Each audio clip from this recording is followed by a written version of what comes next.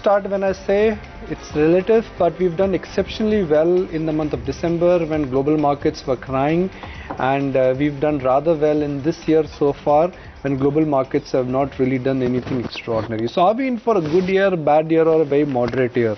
To answer that, I have with me Nilesh Shah, Managing Director of Kotak AMC. Nilesh bhai, good morning. Thank you for joining us. We're interacting for the first time on this forum, so wish you, your team and everyone a very happy new year.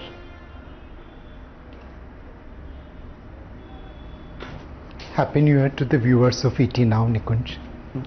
So, Nilesh, are we in for a good year, a poor year, or just a very decent year where we should not expect anything extraordinary?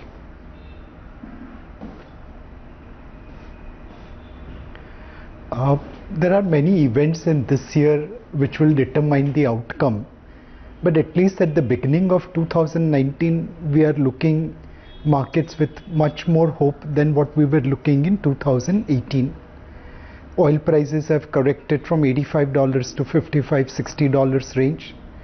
10-year yield has moved down from 8.25 to 7.5.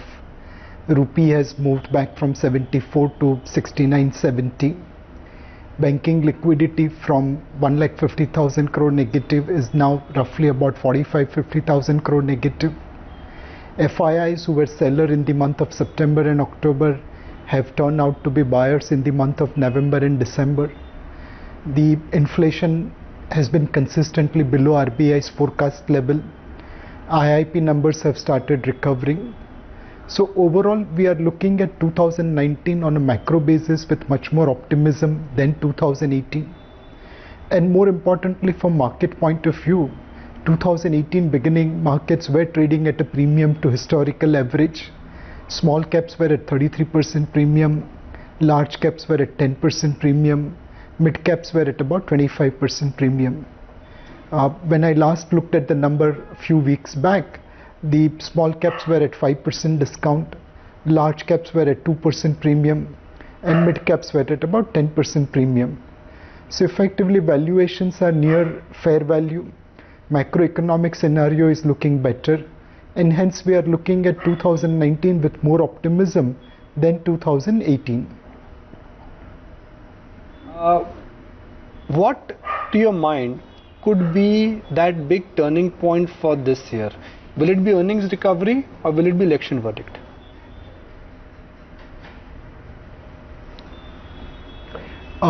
Definitely, market is actually looking at earnings recovery. But somewhere election verdict also plays a role in earnings recovery. Market is not discounting just this quarter's earning or next quarter's earning. It's trying to discount earnings over next decade or 20 years. Now, when the election verdict comes, obviously on the day of election result, it creates far more volatility. But later on, what policies are followed by the incoming government determines the trajectory of earnings. So market will be looking at earnings recovery, and post-election what economic policies are followed by the government will have material impact on the trajectory of earnings recovery. Right. Nilesh, morning. So do you believe that there could be a case where there could be perhaps better alpha generation when it comes to small and mid caps? You were just talking about the fact that, if you look at the large cap universe, that's still quoting at 2% premium, whereas small and mid caps are a 5% discount. So could we see this realignment or readjustment wherein small and mid caps give better value and better returns going forward into the year?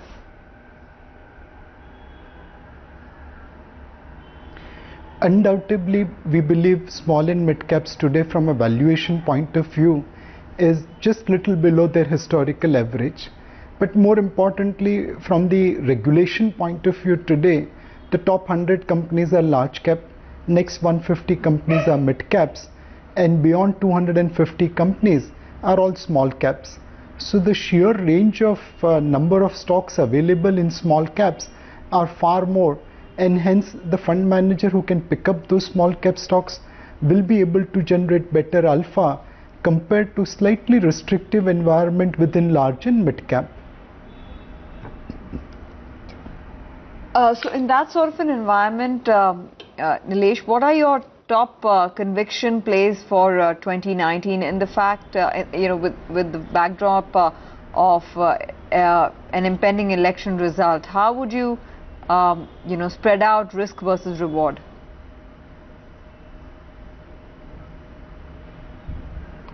So there is one sector which we have started accumulating, and we believe post-election there could be a fair amount of outperformance over there. This sector is related to capital goods and infrastructure. Over the last 4 years, private capex has remained subdued for a variety of reasons.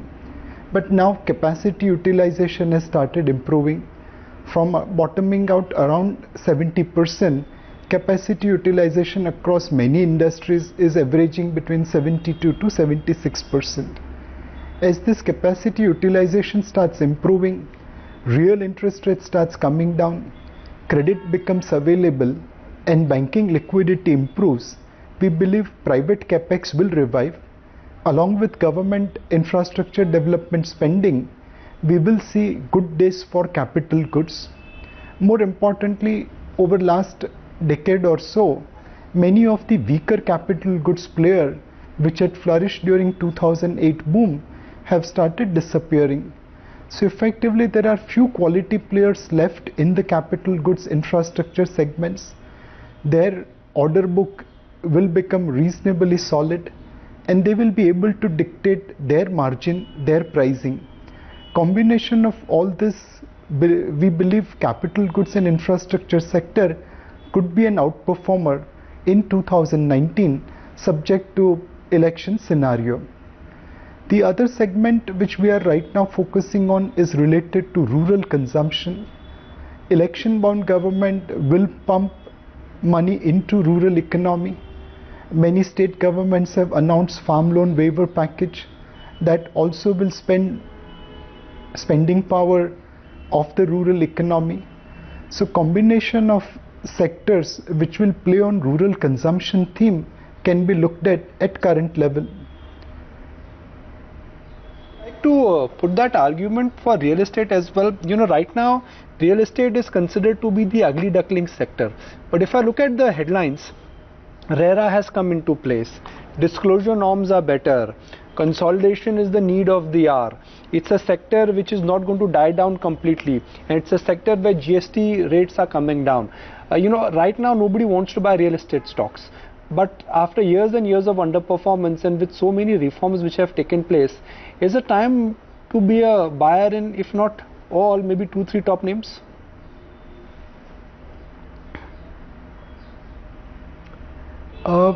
One limitation in real estate sector is that many of the leading developers of India are unlisted. For example, if we look at in Mumbai, some of the top-notch developers' name will be Raheja, Rizvi, Lokhandwala, Hiranandani, and so on and so forth. But unfortunately, none of them are listed on stock market. If you look at some of the large industrial houses which are foraying into real estate and which will benefit from all the things which you mentioned, for example Tata's, again that's unlisted. So when we are looking at real estate sector, we do agree that this is one sector which can bottom out and there could be opportunity for investors. Unfortunately, when we look at the listed segment, the opportunities are very, very limited. So we intend to play this cycle through other ancillary sectors such as cement, pipes, fittings, tiles, building materials company. Even housing finance company will be a better bet to play on the real estate sector and wait for listing of leaders of the real estate, which will give you reasonable opportunity if they are priced correctly. How do you think this long corporate bank trade will pan out for 2019? Because that is the consensus trade. I mean, the view on the street which I'm getting from everyone is buy ICICI Bank, buy SBI, and buy Axis Bank. Some fund managers have told me that they own all three.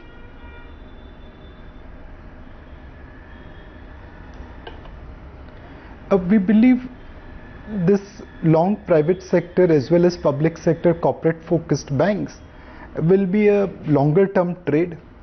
Of course, today it is becoming a consensus trade, and to that extent there could be a risk. But if you look at from a fundamental point of view, RBI in its report has mentioned that they expect NPS to decline from 10.9% to 10.4%. This probably indicates that NPS cycle is now bottoming out. Incremental lending has been relatively towards better credit. So all those banks which had to provide for NPS by virtue of their corporate lending should be coming out of that cycle, and their retail franchise has been fantastic. All the three banks which you mentioned have fantastic retail franchise. Their retail asset book is also doing well. The only thing which was kind of restricting their share price growth was the NPA cycle. And if they come out of this NPA cycle, then to that extent, those stocks could be outperformer in the market. Yes, it is a consensus trade, but many a times consensus can prove correct also. Nilesh, is it time to diversify and extend your portfolio, have a little bit exposure to gold? Because, gold prices have been holding steady ever since, there was that whiff that the Fed rate pause is going to come in, and that bet has weighed in on the dollar. And typically as well, you've seen safer haven rush coming into gold. Gold prices have recovered from the August lows. Is it time then to take that small, maybe 5 to 10% kind of exposure into gold?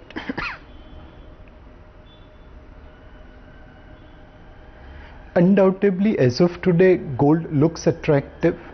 Normally when Fed rate fund is rising, gold prices underperform. But as Fed is indicating that they will not be increasing rates as quickly as market was factoring in few months back, certainly this provides some sort of support to the gold prices. Second, from a currency point of view, if there is uncertainty related to election, and that causes high volatility in Indian rupee, then gold being dollar denominated could provide an alternative option.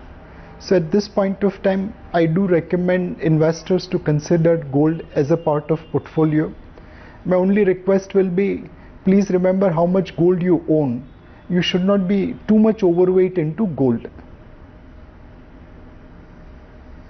Okay. Nilesh, while you've outlined some of the sectors that you like, I would want your overview on how you would be placing your bets on essentially the exporters or the rupee-related themes, because we've seen IT and pharma being top plays because of what the currency did in 2018. I know a lot of people would contest that. They would say that there's no correlation out there. But do you think in a meaningful manner one should look at the export theme in the market, not just IT pharma, but just largely extending out to businesses which draw a chunk of their revenue through overseas? Undoubtedly, that's one theme which is a multi-year theme. Of course, IT and pharma are pretty well-known export theme. However, there is an opportunity which is emerging for India, and we have captured that in chemical industry. Due to US imposition of tariff on Chinese exports, many of the manufacturers from China are moving out into various other countries. Some of the buyers of Chinese goods in US are also looking to buy or diversify their sourcing base, and that creates opportunity for Indian exporters. In the chemical industry, over last 4 or 5 years, Indian companies have grown at a rapid pace to fill the little bit of vacuum created by China. And we believe over the quarters to come, China will keep on creating more and more space for Indian companies, and it will be for Indian exporters, Indian companies to capture that opportunity. What we have done in chemical industry will be replicated in textiles, garments, into shoes and leather accessories. It could be into food processing and clothing. There are many opportunities which are available because China will be moving out of export market, and their American buyers will be looking to source that goods from other countries including India. this we believe is Y2K equivalent opportunity of Indian IT sector for Indian manufacturing companies. All we have to look at is entrepreneurs like Narayan Murthy, Azim Premji, Shiv Nadar, so that we can ride this trend for multi-years. Where do you think some of these so-called haloed stocks are headed? iShare, Page, Britannia, I mean these were the stocks which have done wonderfully well in last couple of years. P expansion has been humongous, growth has been steady, the market concentration has been huge, and majority of the funds now either they own iShare or a Page, some own both. There are few funds which don't own none of these so-called 4 and 5 digit haloed stocks.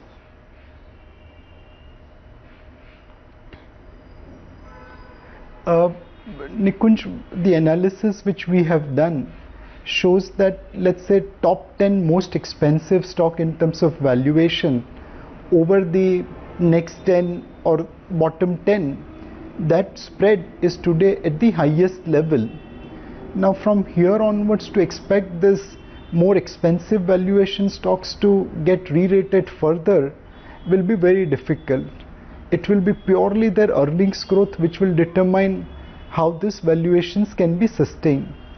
And we believe from here onwards, at least in the expensive stocks, it's all about stock specific.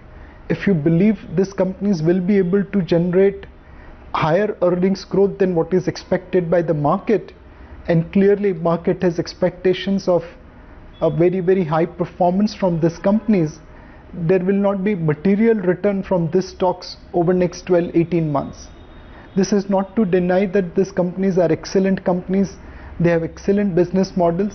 It's just that their prices seems to have run up little bit ahead of what kind of earnings growth these companies are going to deliver. So we are pretty cautious in the more expensive bucket of stocks. We are taking all those companies on a case-by-case basis, and where we believe that, in our opinion, earnings growth will be higher than what is priced by the market, we don't mind holding on to those companies, but other companies we are moving out. Appreciate your time, so glad you could join us, and certainly hope to see much more of you going forward. Thank you.